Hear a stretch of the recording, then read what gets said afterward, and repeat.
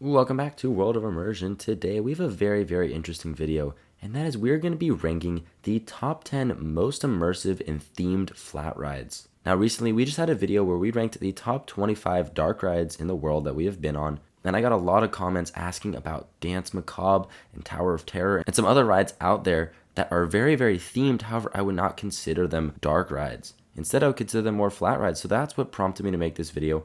I want to rank all of those very well themed flat rides out there that I have been on. So be sure to stay tuned. This is a very interesting list, and I'm very excited to talk about all of these attractions. But before we start today's video, be sure to hit the subscribe button if you enjoy our content. We have tons of content coming out in the near future, so be sure to stay tuned for all of that. It's just that over 97% of you guys who watch these videos are not subscribed, so please hit that subscribe button if you can. It helps out the channel a ton. With that being said, let's get right into the video.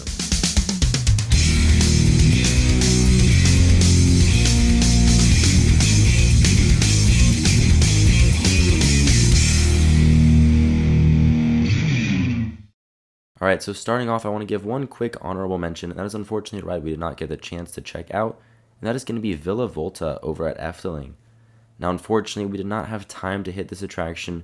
In fact, we didn't even know this ride existed until the very end of our day, and at that point, we did have to leave, unfortunately, but I have heard great things about it. This is one of those Madhouse-style rides, and it looks very cool. The theming looks great, as every ride at Efteling is incredibly themed. But like I said, we did not get the chance to check it out, so unfortunately, it will not be on this list. And coming in at number 10 is going to be probably the newest ride on this list, and that is going to be Constellation Carousel. Now this is going to be probably the most typical flat ride out of every ride on this list. It is just a carousel, however, I felt like I had to include it because of how amazing it is. It is very beautifully themed, it's got incredible onboard audio, and while it is considered a carousel, it is by no means your typical carousel at all. This thing moves around in much cooler ways. You really feel like you are dancing along with the stars as long as you ride this ride at night. This is when this ride really shines, is riding it at night. All the ride vehicles light up in sync with the stars around you. And like I said, the onboard audio is amazing. There are multiple different soundtracks and it's randomized and it is great. It provides some amazing kinetic energy for Epic Universe. And it's just a great ride to watch and a great ride to ride. So that's why it comes in at number 10. And coming in at number 9 is a very interesting ride, but it's one that I love so much, and that is going to be Nemesis Subterra. Now skip ahead if you do not want to hear any spoilers of this ride, but we definitely have to talk about what the big spoiler is for this ride because it is the reason why it is considered a flat ride in my opinion. And that is the ride drops you. You sit in a room, you're watching this egg, and then almost all of a sudden, the entire room drops. The first time I rode it, I had no clue that it was a drop tower at all. And while it is considered a drop tower, it is a very small one. I think you only drop about 15-20 feet. But that drop gives some great airtime, and it comes out of nowhere. You cannot tell that you're about to drop. When you sit down, there's a complete solid floor beneath you, and it is insane that there's a drop. Truly one of the most unique rides I've ever experienced, and the theming is really incredible. It is very immersive. When you drop down, you're in a completely different scene. And then this ride even has like an exit theming too. It's almost like a haunted house, the way that they are rushing you out of there. There's alarms blaring. It is very cool. This ride has some great pre-shows that set up the story as well.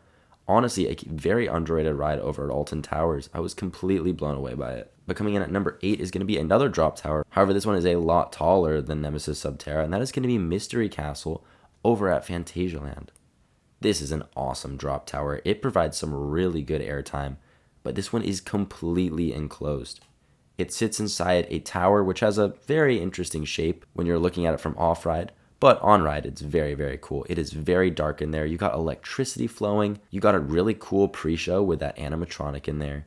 The queue is also very well themed, and like I said, you get some great airtime down these drops. I love that it's facing inwards so you can kind of watch everybody around you. It also has, I believe, a randomized drop sequence. At least when we rode it, we were going up much higher than the other towers, which was really interesting. But this ride is absolutely terrifying. One of the scariest drop towers I've been in. It is pitch black in there when there's no electricity going. It's a decently long ride too for a drop tower, and just overall, it is a great ride. Definitely do not miss this one if you're checking out Phantasialand. It is an absolute must-do. But moving on to number 7, we don't have to go too far. We're just actually going across the park at Phantasialand over to Talocan. This is an incredible ride.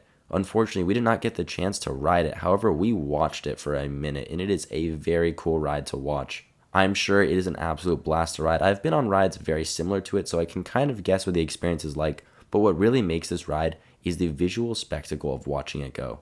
It's got fire effects, water effects, and it's got amazing theming behind it. Definitely the best typical flat ride I think I've ever seen. While it's not incredibly immersive, it doesn't necessarily tell a story. It just has the absolute best scenery and setting for any one of these rides that I have ever seen. And honestly, it is just as much fun to watch as it is to ride. There is always a crowd of people watching this ride. It is one of the most iconic rides at all of Phantasialand. You will constantly see videos and pictures of this thing everywhere on the internet. Honestly, it's one of the few things that I had seen about Phantasialand before I went, and it's just so cool. It's absolutely eye-catching. If you don't have time to check out riding it when you're at Phantasialand, absolutely at least stop by and watch it go for a little bit because it is very cool to check out. But moving on to number 6, and we actually have a few rides that are very, very similar all coming up on this list, so stay tuned for those. But coming out at number 6 is going to be Tower of Terror over at Disneyland Paris. Now, unfortunately, this is my least favorite of the Tower of Terror rides. I have been on all of them, and unfortunately, this is my least favorite. It is still a very good ride, though. It is a great drop tower. I love the Tower of Terror theming. However, the reason that this one comes in lower on the list is because it is very similar to the one that used to be over at Disney's California Adventure, and that was my least favorite before this one. I just don't think that this drop sequence and ride system works as well for a Tower of Terror. I think there was a much better version of Tower of Terror out there, which we will come up to later on the list. But this one is still very, very cool. It's absolutely the icon for Walt Disney Studios.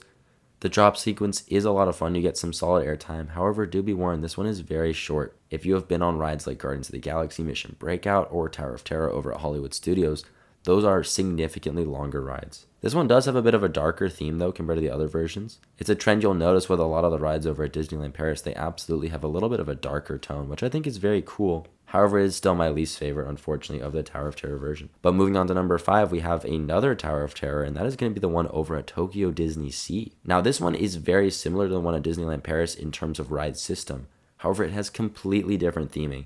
It is by far the most unique version of Tower of Terror. It's got almost of a more Adventureland style ride. I do believe that the person that the ride is themed to is part of that society of explorers and adventurers from like the Jungle Cruise and Adventureland areas of the Disney parks, which I think is very cool. I love how it all ties together. And the theming is really cool. It's very unique. I love that this one is completely different. They didn't go with the same generic Tower of Terror theme. However, that being said, it definitely suffers from the same thing that the Disneyland Paris one suffers from, and that is it is a very, very short ride. Also, I don't love how the majority of this ride is screen-based. There's not a ton of physical sets, unfortunately. However, that being said, it is still very cool. Definitely a must-do at Tokyo Disney Sea. And once again, like I said, I love that it's unique. That's why it comes in just a little bit higher than the Disneyland Paris version. And coming in at number 4 is yet again another ride from Alton Towers, and that is going to be Hex. This ride is absolutely insane. It is by far the best madhouse that I have ever been in. There are like 4 pre-shows for this ride, which is absolutely absurd for a ride like this. And it is inside the actual castle, the actual Alton Towers, which is so cool. The queue is built into the towers and tells the story of something that could have happened at the towers. You're inside of the actual castle where the story is taking place, which is so cool. So it's got a mix of theming and actual castle theming, which is so cool. And then you get to the actual madhouse, and it is amazing. By far the most themed one I've ever seen. The room completely transforms. You really do feel like you are flipping around. I love that they have that big oak log in the center, because you've been hearing about it throughout all of the pre-shows. And then you finally, as you flip around, you see that the tree has taken over the entire ceiling of the room. It's a great finale to a great series of pre-shows, and just overall one of the best experiences at Alton Towers, in my opinion.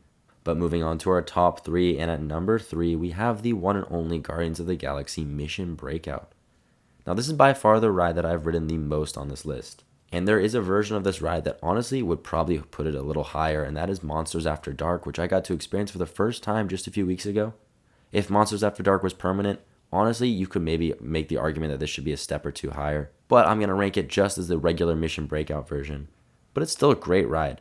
This is probably the most fun ride on this list. It's got a great series of drops. It's very bouncy, which means you get some really solid airtime.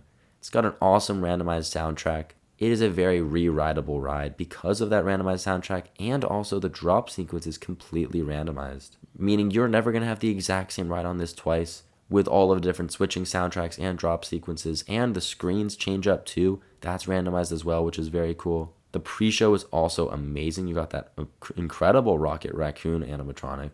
The queue is decently well themed, however I do wish that the outdoor queue was just a little bit better, especially when it's completely full. I think at some point they might need to extend that queue because it tends to go way out of that front entrance, and sometimes they have to use that extended queue outside of the main gates. But that indoor queue is great, absolutely a very immersive indoor queue. And like I said, the ride itself is just great. And it gives some incredible views of all of Disneyland and Disney's California Adventure. It's a very funny ride too, as every ride that's themed to the Guardians of the Galaxy is. And if you're a fan of the films, you absolutely are going to love this ride. If you're a fan of Drop Towers, you're going to love this ride. However, do be warned, if you're checking out the Monsters After Dark version, it can be very scary. Feels almost like a haunt event kind of ride, in my opinion. But I love that. That's my favorite kind of stuff. So that's why Monsters After Dark is even better for me. But just overall, Guardians of the Galaxy Mission Breakout is a fantastic ride and my favorite use of that particular ride system.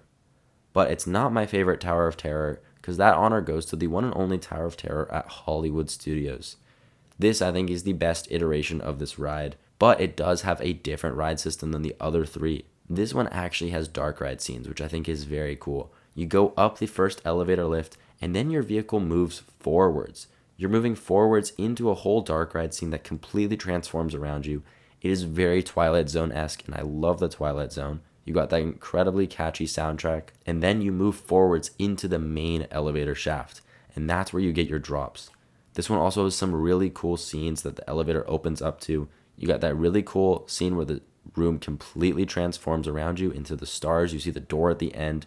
You see the people as ghosts and they disappear. It's a very cool effect. That Pepper's Ghost effect is done very well here. And just overall, I feel like this is the most complete feeling of all of the Tower of Terrors. In addition, this one has a massive indoor queue, much bigger than all the other ones, and it is very cool. By far my favorite version of Tower of Terror. However, it is not my favorite flat ride in the world, because that honor belongs to the one and only Dance Macabre over at Efteling.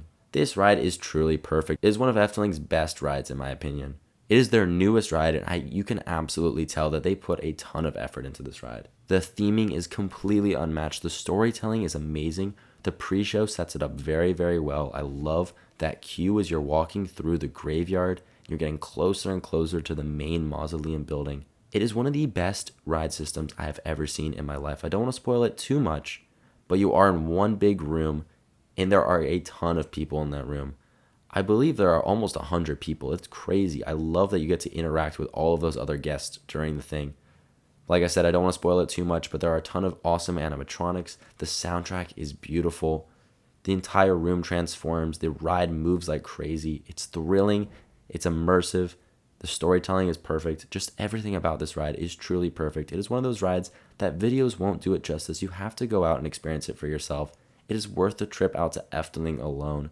But Efteling obviously has some incredible other rides. Be sure to check out our vlog from that park, as well as our top 10 rides if you're curious to see where this ride falls on that list. But it's going to come in number 1 at our top 10 most immersive and themed flat rides. But that's going to do it for our video today. Thank you so much for watching. If we missed any incredible flat rides, be sure to comment them down below. I am curious to see how you guys would rank the flat rides in the world. If there's any that in the world that we have not yet had the chance to check out, be sure to comment them down below so we can go out and experience them in the future. Thank you so much for watching World of Immersion today, and we'll catch you in the next video.